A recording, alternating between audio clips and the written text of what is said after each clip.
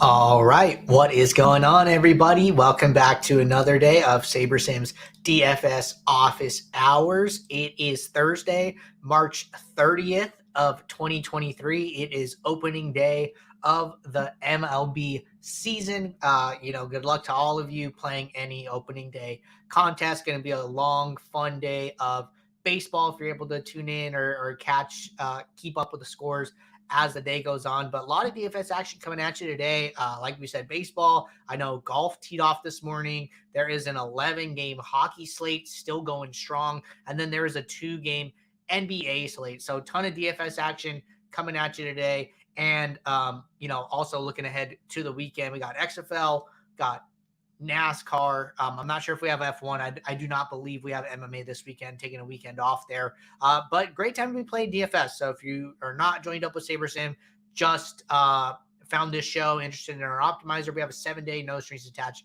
free trial in the description. My name is Andrew. I'm one of the coaches over here at SaberSim. This is a show where we go over how to use the SaberSim app, answer any and all DFS related questions. You can post questions live in the YouTube chat or in the office hours channel in our Discord server. If you're not in our Discord, there is also a link to join the Discord in the description. Highly recommend it. A lot of good notifications. We have sim alerts, we have news, we have that's like the primary place that we communicate to our users and our customer base. So great. If you're not in the Discord, I would highly recommend joining it. But that being said, going to get the app pulled up here. Looks like we have 2 questions to get us going today. I know that everybody's been busy making sure their lineups are in and they're all set. I hope you guys are playing over on Owner's Box. There was some overlay in the contest today, and they are guaranteed prize pools. So, another great reason to be playing over on Owner's Box. And if anybody isn't aware of that promotion, we do have a page that has all of that information. Let me just pull it up really quickly. So for anybody interested in learning more about Owner's Box, we do have that. Where did I put that? I will find that and show it to you guys later. Not sure where it went, but anyways, getting back to the show. Gonna hit our first question here that came in from SafeBet. Looks like possibly a bug, possibly running into some issues here. We do have a little bit of time today, so we can troubleshoot this and see what's going on. So SafeBet said, been playing around with DK MLB builds. Let me go over to DK MLB here. Set an aggregate rule combined with a stack filter to give me all 5-3 stacks with projected score sums above 100. It pumped out 500 5-3s. But not all of them are above 100 combined projected score. Is that by design, or am I missing something? So not sure. We could try and figure it out. My first inclination here is that 100 projected points might be a lot. Not like particularly sure, but let's just run a build on default settings here, and then we'll sort by projected score, and then we'll do 2 things overall here. So 22.27. If anybody is keeping up with MLB, Aaron Judge hit a home run on his first at bat of the season, picking up right where he left off. Dude is an animal. But let's get some lineups going. Let's see what's going on. So this is like a default build, no rules, no filters, anything like that. I just kind of want to see what some of like the top projected score lineups are here, and then kind of work backwards from there. All right. So what I'm going to do is I'm going to come in here. I'm going to sort by projected score. So our top lineup is projected score 109. And we have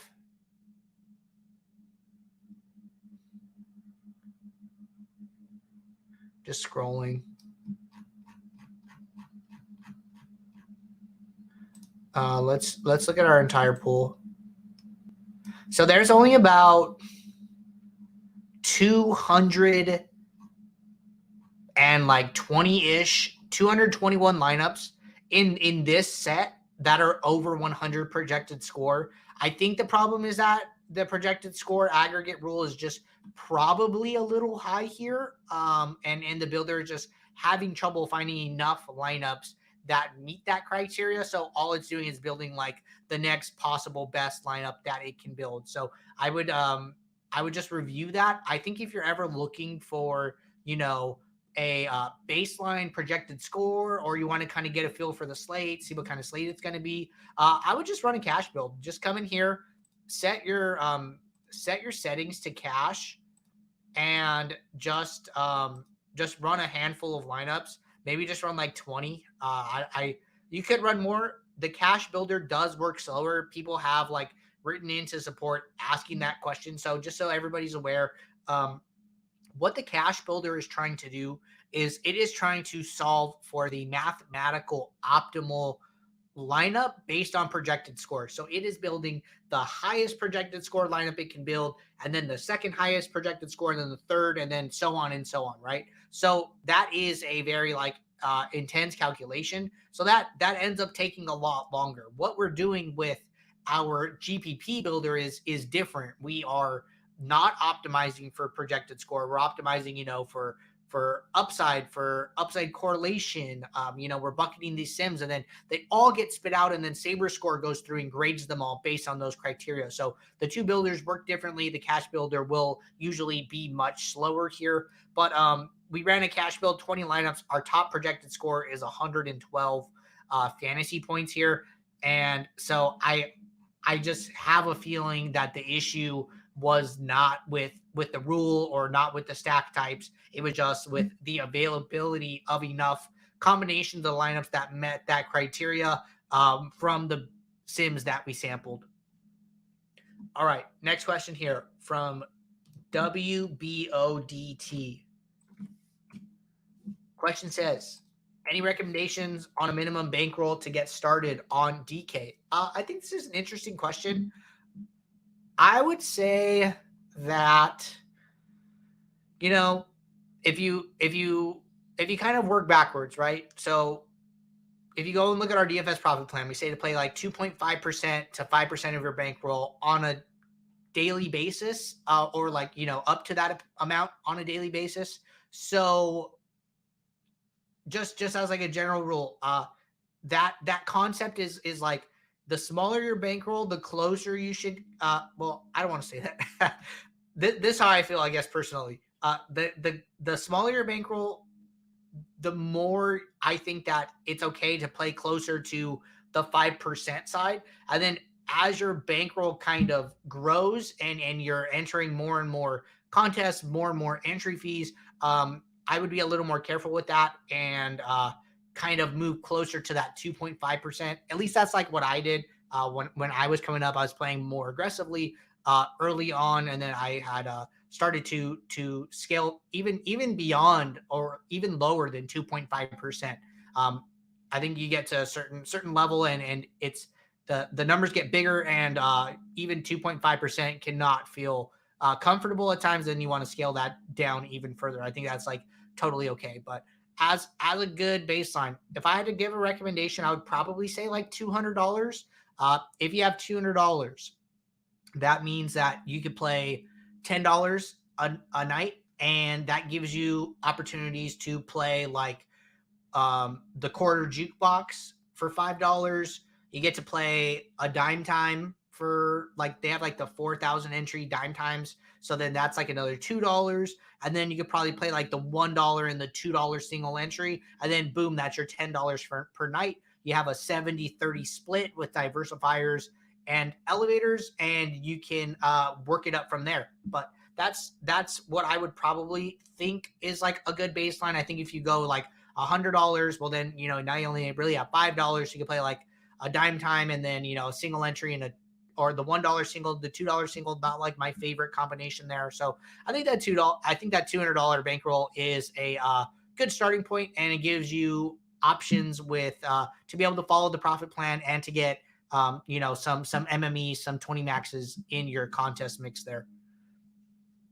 But yeah, no, really good question there. Those were our only two questions to get us going here. I know it's only a 2-game NBA slate, so not a lot to talk about on the NBA side. If anybody has any questions like, hey, I was building my baseball lineups today, and this thought popped in my head.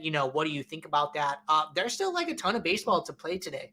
So if you guys had questions or weren't sure about something, building your main slate lineups, DraftKings has this 6-game afternoon slate, and then they have the 3-game night slate. That's going to be really big. And then if you were playing on Owner's Box, they're running a 10-game afternoon slate, and then they're also running a 3-game night slate as well. So I would be interested in seeing what kind of contest Owner's Box is offering. If their main slate overlaid, probably going to get some overlay in some of their afternoon and night contests. So just be aware of that. The best thing that you can do is take advantage of those type of opportunities. But yeah, no, I mean, I'm just hanging out. I'll hang around a little bit, see if any questions roll in.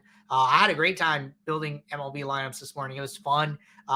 Had to go dive into my old notes from last season and see how I wanted to adjust those. Something that I've talked about from time to time, but just wanted to kind of. I think now is a good time to bring it up.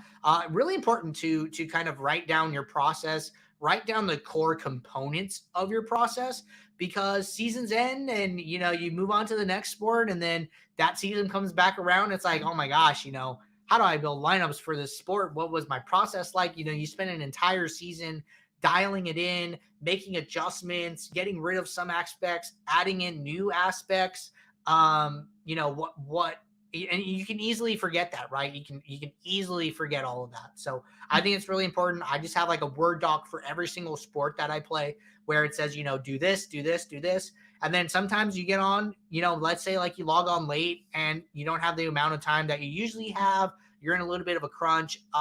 It's easy to get overwhelmed. It's easier to sit down and like, okay, I don't know where to start, right? The best thing that you can do is just have something where you're like, okay, relax. Let's just go step by step. Let's go step 1, step 2, and just kind of go from there. So I think that having a written process allows you to not forget the important parts that do add value to your process, and gives you just some type of framework on a day-to-day basis to be consistent. And then, if you do not have a repeatable process, it's really hard to judge if you're good or not. A lot of players come into the show and they're like, hey, how do I judge my process? How do I know if I'm making bad decisions, et cetera, et cetera? Well, if you're not doing the same exact thing every single day, you'll never be able to judge yourself. You'll never be able to figure that out. So another good reason to just have something to reference.